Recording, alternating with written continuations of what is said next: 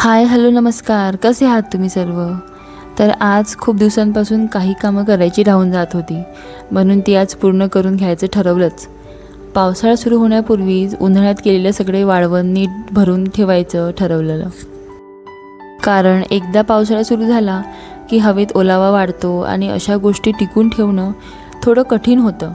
म्हणून वेळेवर केलेली ही छोटीशी तयारी पुढे खूप उपयोगी पडते.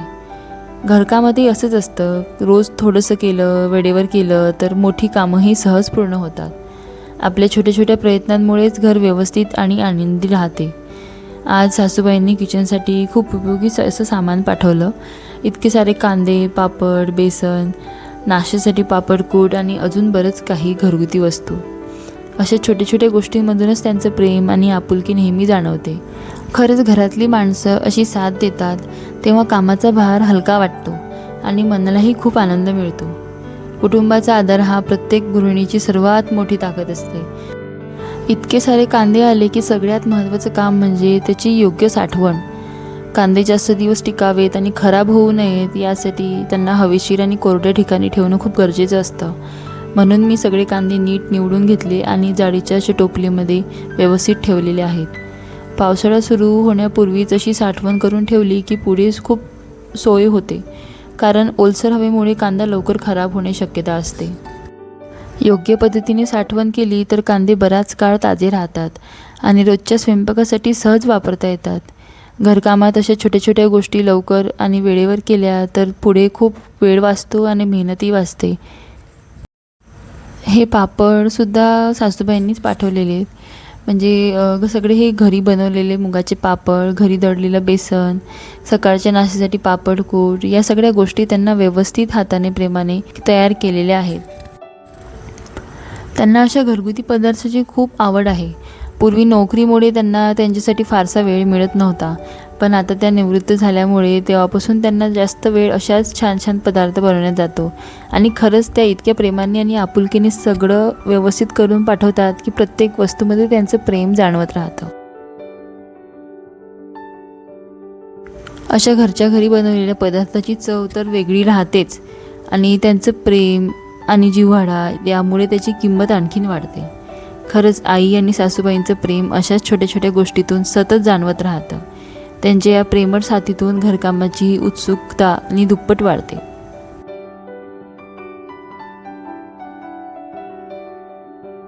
उन्हाळा म्हटलं की आंबे असलेच पाहिजेत.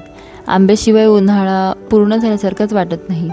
घरात आंबे आले की लहानापासून मोठ्यापर्यंत सगळ्यांच्याच चेहऱ्यावरचा आनंद येतो.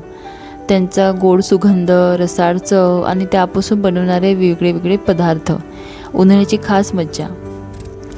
सोबतच आज अहोंनी वॉटर प्युरिफायर छान पद्धतीने मस्त स्वच्छ करून दिलेलं. घरातील पिण्याचं पाणी नेहमी स्वच्छ, शुद्ध आणि सुरक्षित राहण्यासाठी वॉटर प्युरिफायरची वेळोवेळी साफसफाई करणं खूप आवश्यक असते. आपण दिवसभरात अनेक वेळा पाणी पितो, त्यामुळे ते पाणी स्वच्छ असणं आपल्या कुटुंबियांसाठी त्यांच्या आरोग्यासाठी अत्यंत महत्त्वाचं आहे. पाण्यातील धूळ, जंतू आणि अशुद्धता दूर करण्यासाठी ते वॉटर प्युरिफायरचं काम व्यवस्थित राहतं. एवढे असे कामं आटपून झाल्यावर मी मुलांसाठी असं घरच्या घरी हेल्दी आणि पौष्टिक शुगर फ्री अशी कुल्फी बनवलेली. उन्हाळ्यात काहीतरी थंडगार खावंसं वाटतंच. विशेषतः मुलांना आईस्क्रीम आणि कुल्फी खूप आवडत असते. पण बाजारातील अनेक पदार्थांमध्ये जास्त साखर, आर्टिफिशियल फ्लेवर्स आणि प्रिझर्वेटिव्ह असतात. त्यामुळे शक्यतोवर मी घरच्या घरीच असे आरोग्यदायी पदार्थ तयार करण्याचा प्रयत्न करत असते.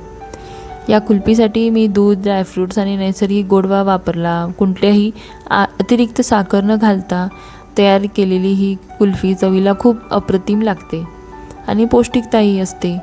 ड्रायफ्रूट्समुळे शरीराला ऊर्जा मिळते, दुधामुळे कॅल्शियम मिळतं आणि नैसर्गिक गोडव्यामुळे गोड खाण्याची इच्छा देखील पूर्ण होते.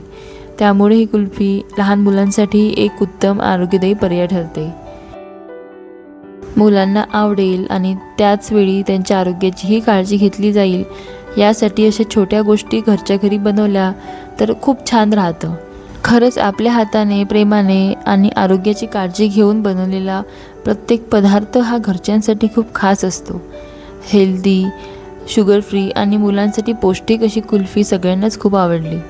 या कुल्फीची सविस्तर रेसिपी मी लवकरच चॅनलवर शेअर करणार आहे. त्यासाठी चॅनलला सबस्क्राईब करायला विसरू नका. तर असा गेला माझा आजचा दिवस. घरकाम, साठवण, स्वच्छता आणि थोडंसं प्रेमाने बनवलेलं काहीतरी खास. तुम्हालाही माझा हा व्लॉग आवडला असेल तर व्हिडिओला लाईक करा, चॅनलला सबस्क्राईब करायला विसरू नका. पुन्हा भेटूया अशाच एका नवीन व्लॉगमध्ये. तोपर्यंत बाय.